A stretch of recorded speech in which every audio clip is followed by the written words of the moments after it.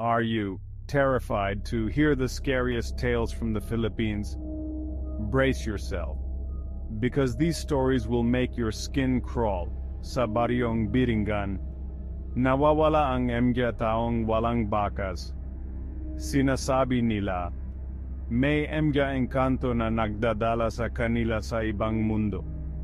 Tapos, sa Balete Drive sa Quezon City, may nagpapakita raw na babaeng nakaputi. Sakaing MG jeepney at taxi. Bigla na lang siyang nawawala. At sa islang Siquijor, kilala ito bilang tahanan ng MG Mangkukulam at Aswang.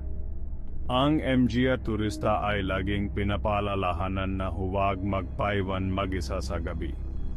Ang MG kwentong ito, bahagi ng ating kultura, ay nagbibigay ng kakaibang takot